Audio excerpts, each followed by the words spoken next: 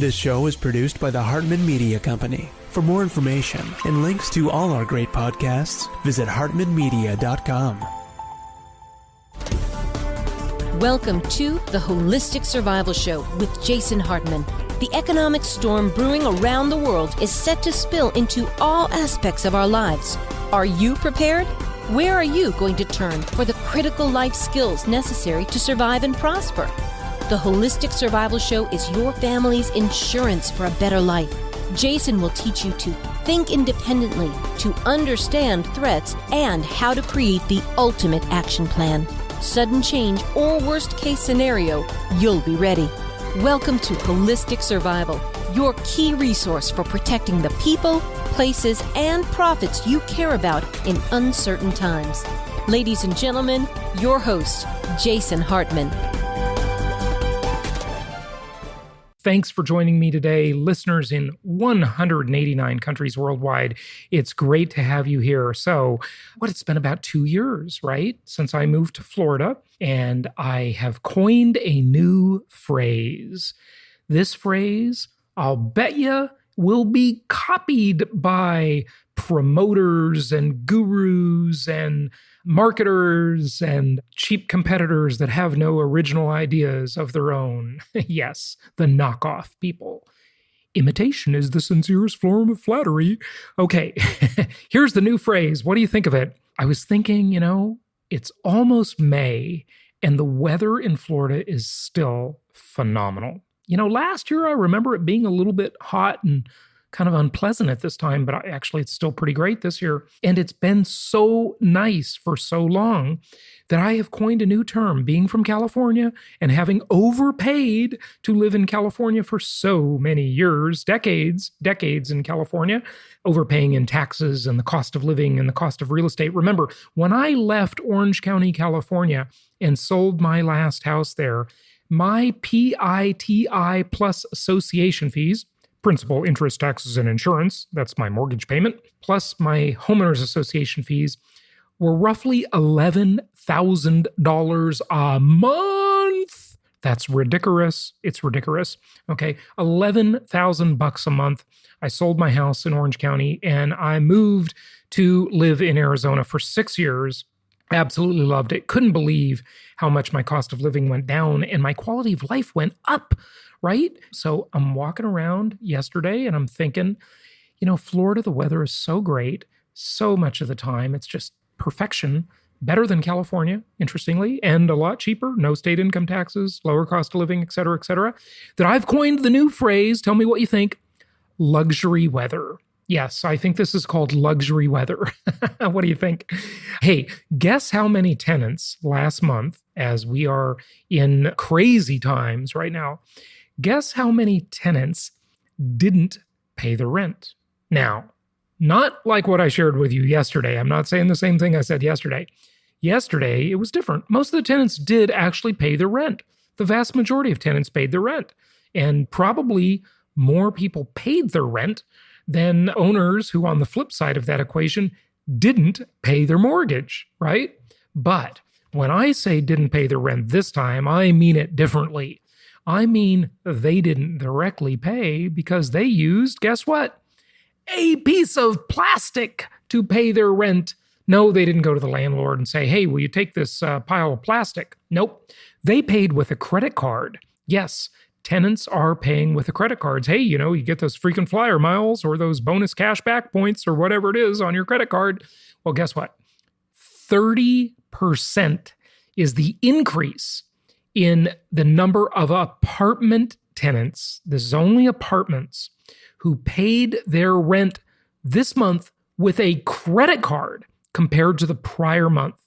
So there was a 30% month-over-month increase, okay? This is according to a company named Zago that processes more than 2 million rent payments each month. And another company called Entrata also found an increase in credit card usage, yet they don't have a specific number. So 2 million tenants in apartments. This does not include single-family homes. Remember, stats for single-family homes are hard to get. It's like that really cute girl or guy that you had a crush on in high school, they were hard to get, okay? Statistics for rental housing, single-family homes, because it's so fragmented, very hard to get those stats. 30%, that's a crazy number, okay? Hey, today, by the way, we're going to talk about T. Boone Pickens. Yes, the late oil billionaire, and I guess he did not pass away as a billionaire, but he was a billionaire for a long time. You certainly heard his name. And we have on the show today his former lawyer, his lawyer that litigated this big case for him in Texas over an oil deal gone bad. Remember what I said, litigation is a form of human rights. It is a form of human rights, just like private property rights. In fact, litigation is totally tied to private property rights, because how else do you enforce them except by the barrel of a gun or in a courtroom peaceably, right? So you're going to hear a really interesting story today, and it's very topical given everything that's going on in the oil market, as the oil market absolutely falls apart, and many other markets falling apart too, but oil has been very pronounced. And we are going to see a serious supply-demand shock when the recovery gets underway, because oil is one of those areas where the supply-demand shock is going to be very pronounced, okay? Very pronounced. So we'll get to that interview in just a few minutes. Very interesting lady, his lawyer, talking to us. So I've called it, you've heard me call it, Stimulus Maximus. Stimulus Maximus. So there's another stimulus package on the way, as we all knew there would be. The Senate passed a $484 billion, that's with a B, coronavirus stimulus bill that will inject $320 billion into the depleted small business loan programs. We did a show on that aired Saturday, because we're 7 days a week right now. Won't last forever. We're going back to 5 here in the not too distant future, but we talked about the types of bailout loans available to you. Check that out on Saturday's episode if you want to see the visuals for that. It's also on my YouTube channel. And by the way, thank you all for subscribing to my YouTube channel and engaging with the videos there. It is really taking off finally. We've never been very good at YouTube until recently, but we're just so glad to welcome so many new subscribers. And hey, the more faith you show in us, subscribe, like, share, comment on the videos on YouTube, the more content we will produce. So see, you get to vote, and we're listening. So go and vote, subscribe, like, engage on YouTube. Okay, and it devotes $60 billion specifically to the SBA's EIDL program, which we talked about on the Saturday episode, and that's the Economic Injury Disaster Loan Program. So $60 billion earmarked just for that program, not the PPP, the Paycheck Protection Program. Okay, $75 billion to hospitals and $25 billion to testing for you-know-what, COVID-19. Okay, so pretty interesting there. Now, here is my comment on that. The primary value drivers, as I have taught you over the years, the primary value drivers for anything, remember, I just talked about that guy or gal you like in high school and had a crush on, and what made that person, this even applies to people, what made that so valuable to you? Well, this is going to sound kind of funny, so don't hold me on this one, but it is true, okay? What makes anything valuable, what makes any economic unit valuable, even a loved one, is scarcity and utility. Scarcity and utility. So if something is abundant, in fact, if there's other people that you have crushes on everywhere, then, hey, they're everywhere. They're not scarce. They're not that valuable, right? Because, hey, if this one doesn't like you, the next one will like you, right? And same thing is true. Why are diamonds more valuable than sand? because there's a lot more sand in the world, and De Beers has cornered the diamond market and violated all sorts of antitrust laws and screwed the world over. Before De Beers really started their marketing, De Beers, the big diamond company, of course, before they really started their marketing, it wasn't all about a diamond engagement ring. That was like their big marketing idea. A diamond is forever, and diamonds are a girl's best friend, right? So, I don't know that De Beers made both of those things up. I think they did the forever thing, or at least they popularized it. And the girl's best friend, I think that was like Marilyn Monroe or something, but whatever. Okay, so scarcity and utility, the two fundamental value drivers for anything, certainly anything in the economy, and also anything, period, point blank. So if the thing that makes a dollar, a euro, a yen, a peso, a Brazilian real, a Russian ruble, whatever, those currencies, the dollar, if what makes them valuable is scarcity and utility, then what happens when the government pumps $2.2 trillion more into the economy, and then just a couple of weeks later, they pump another $500 billion into the economy. And pretty much everybody and their brother knows that there's trillions more to come. Trillion with a T, by the way. Trillion with a T, a big number, right? What does that mean for the future of dollars in terms of their scarcity and utility? Well, guess what? Everybody says inflation, inflation, inflation. Of course, the inflation monster. And we all know that pressure will always be there, and it's coming. We're going to see more of it. But wait a second. Now, if you pump all these dollars in, right, and our mantra is scarcity and utility, you really need both of them, okay? Both at once. See, gold is scarce, but it doesn't really have much utility except arguably for money, which the gold bugs would argue is the ultimate utility, but the world has clearly said that, there's more money than just gold, okay? So the dollar has been strong lately, even though they are pumping them out like they're going out of style. Why? Why would that be? Because the dollar has so much utility. The almighty dollar, the reserve currency of the world, is being hoarded and used and gobbled up. There's so much demand for dollars because people need to fulfill obligations. In a closed system like the US and a taxing agency like the IRS will only allow you to pay your taxes in dollars. In fact, if you don't pay and they seize your assets, that yacht you have and that house you have and that second home you have, if they have to come in and seize all your assets, right, because you don't pay your taxes in dollars, causing more demand for dollars, guess what they're going to do with those assets? As quick as they can, they're going to convert them to dollars. They're going to put them on an auction, sell them, going to collect dollars, and use that to pay your tax bill for you. So this is very interesting as you look at how it goes. But just remember, anything that's valuable to you anywhere in your life, scarcity and utility.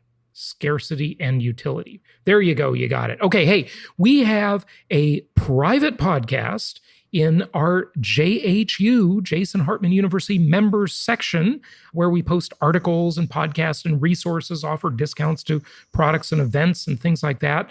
And that is on the new Economic Marshall Plan, a new version of the Marshall Plan. So JHU members, look for that in your portal when you log in, and be sure to take advantage of that private podcast just for you. And if you're not a member, go to jasonhartman.com and join us in JHU. It's an annual membership, and I think you'll like it. So take advantage of it. But yeah, check out that private podcast on the Economic Marshall Plan in the JHU members portal. And without further ado, let's get to T. Boone Pickens, lawyer, and let's hear about this very interesting story and this oil deal, business deal that went bad and what the outcome was. It's my pleasure to welcome Chrysta Castan. She is the go-to lawyer for high-stakes contentious litigation in the energy industry and beyond. She's a Dallas trial lawyer and head of the Castaneda firm, a boutique litigation firm that handles complex commercial oil and gas disputes. There's obviously a lot going on in the energy industry right now with prices collapsing. Her firm won a very large verdict for her client, Boone Pickens. It was a $145 million verdict.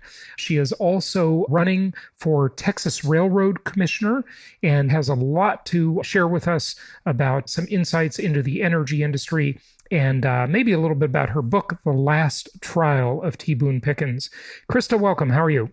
I'm fine, thank you. It's good to have you on. So first off, just give us a quick overview of what happened with Boone Pickens and this investment deal gone bad. You know, many of our listeners are investors, and we always say try to avoid pooled money investments. And oil and gas is particularly risky, but Boone Pickens is an oil and gas man, so I guess he would know his way around this stuff. What happened? So Pickens invested in an area of mutual interest play, also known as an AMI agreement, for 15% in 2007 in the Permian. And back then, the Permian hadn't proved out. It looked like it was, had petered out and wasn't really a place people were looking for oil anymore. And this, by the way, is the Permian Basin, which is an oil reserve. Okay, go ahead. Yeah, and it's where all the oil is being produced in West Texas now. I mean, if it were a country, it'd be the 8th largest oil-producing country in the world. So anyway, back in 2007, Pickens agreed to participate for 15% in this investment deal. And the idea of it is it's kind of like a series of option contracts. The parties agree that they're going to go buy leases in a certain county, certain sections, and every time they pick one up, the people agree, okay, I'm in for my 15%, which means I get 15% of the ownership and the profits, or I'm passing on this one. So Pickens signed up and agreed to participate in every one of those deals.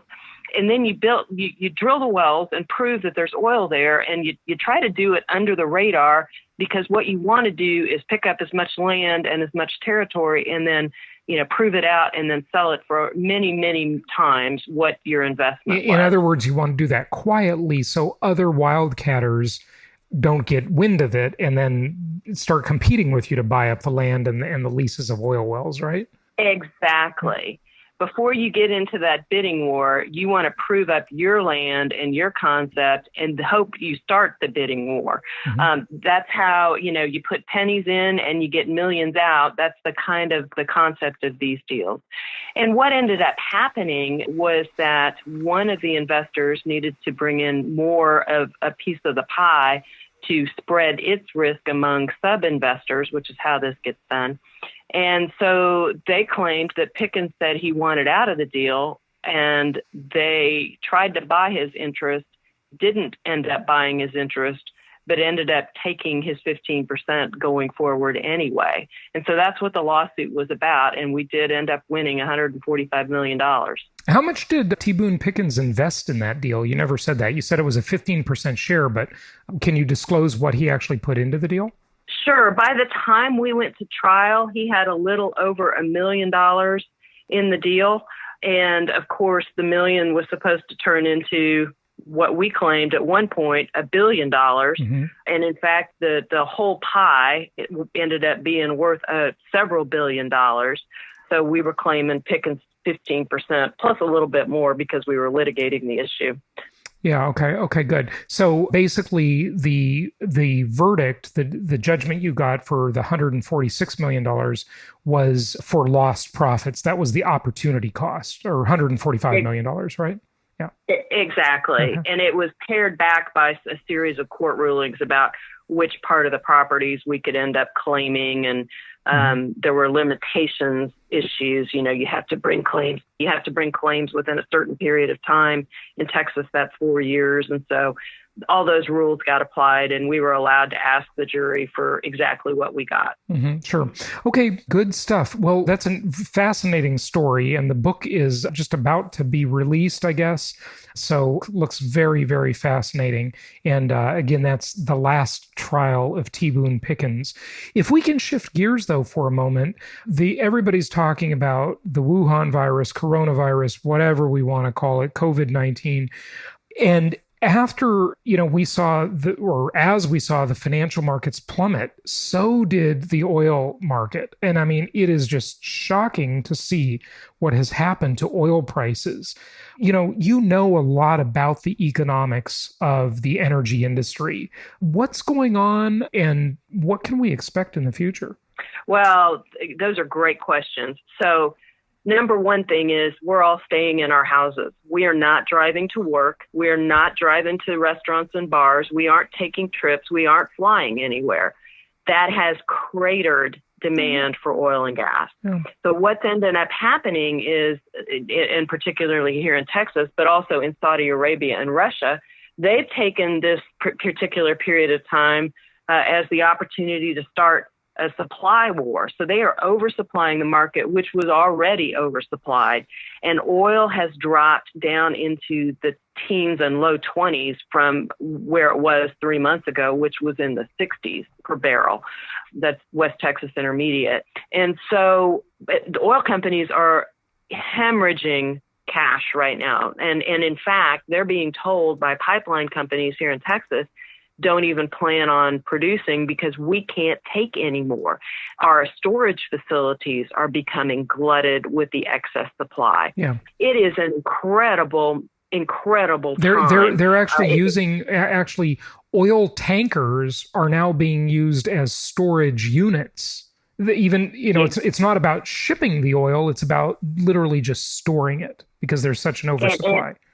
And if you have such vessels or empty tanks, you're making money like crazy. But the oil companies themselves there's no place for their product to go. Wow. And so we are in a really, really challenging time for the industry right now. And so, the Railroad Commission of Texas, which has nothing to do with railroads, it has everything to do with oil and gas. It is our oil and gas regulator, is for the first time in 40 years considering whether to enact production controls because it was the first OPEC.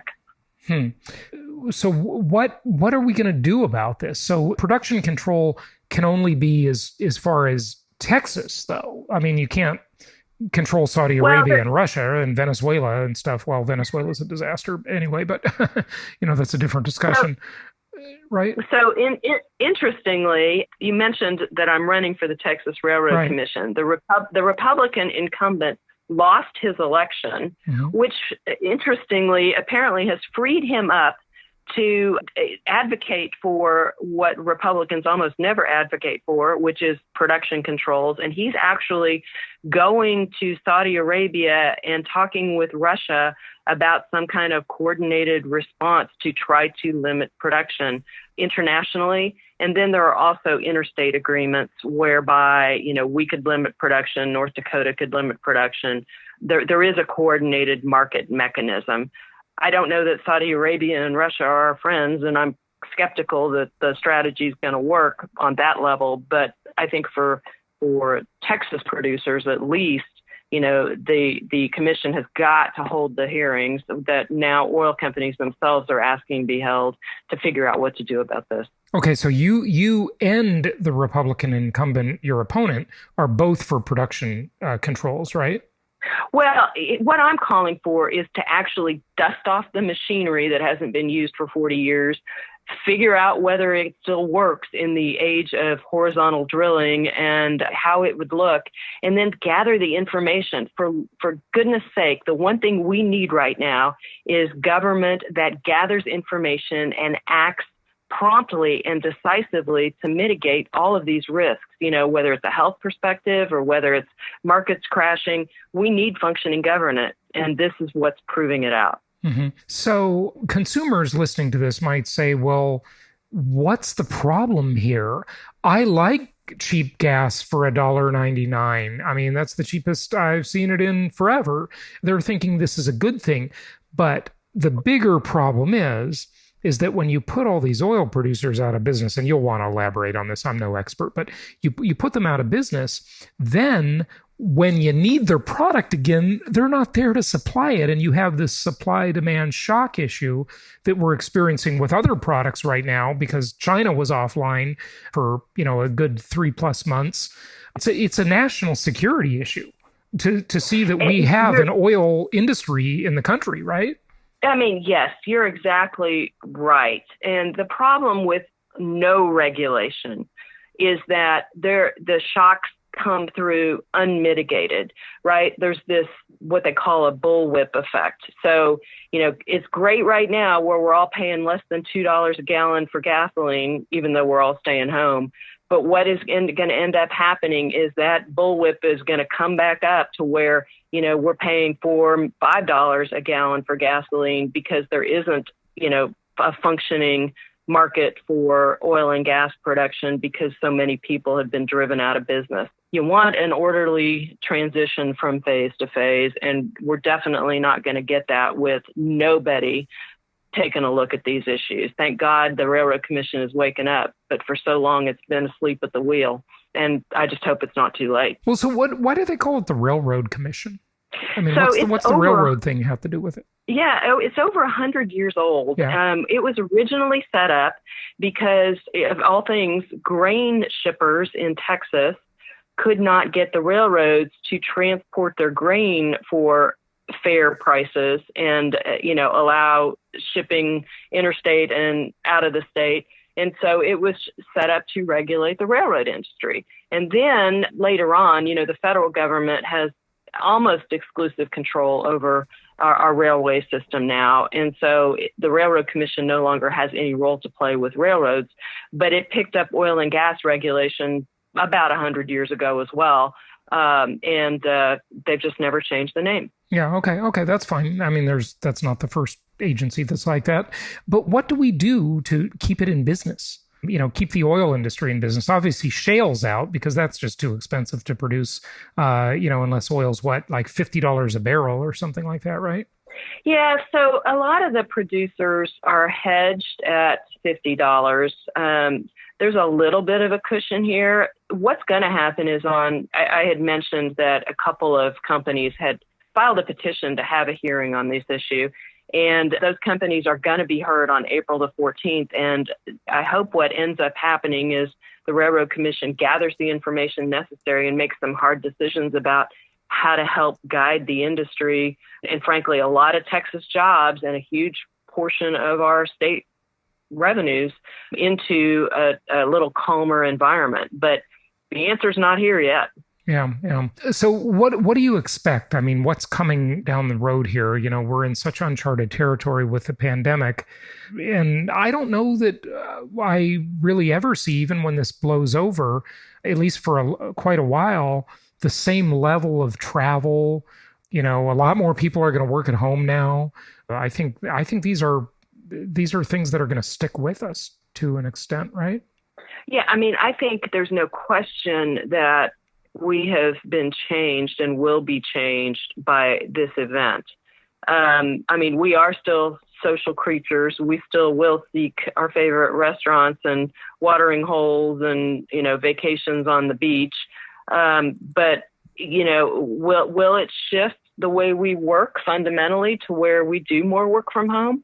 Possibly. I think there's a lot of employers who are figuring out, yes, people can be working from home, and maybe we don't need huge real estate portfolios to house all those people at the office. Your guess is as good as mine on that stuff, but I think pretty clearly life will change as a result of this. Yeah, it definitely will. Probably in some ways for the better. Yeah, right. In some ways for the better. Agreed. But for sure, probably a lessening in demand for oil and other energy products as well, right? At least for the short term, I would agree with that. There's one really interesting aspect of oil and gas that doesn't get talked about a lot, and that is plastics. Mm-hmm. All you need to do is look at your clothing or your pen or your computer screen or your cell phone, and realize that our lives are suffused with oil and gas in the products that we use every day, even if we don't drive gasoline-powered vehicles.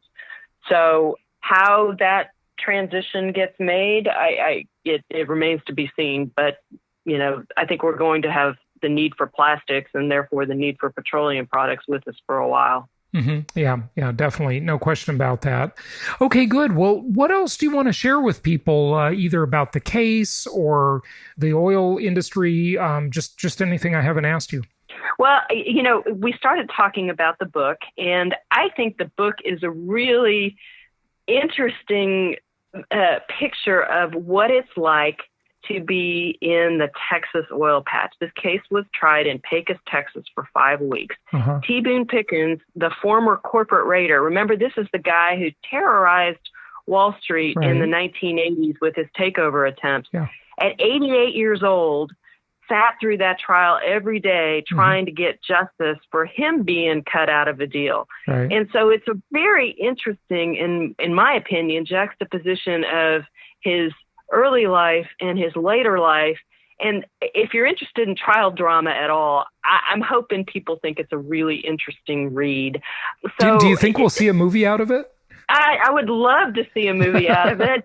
If Reese Witherspoon is listening, and I hope she is, I think she'd be great at playing me. So we can cross our fingers.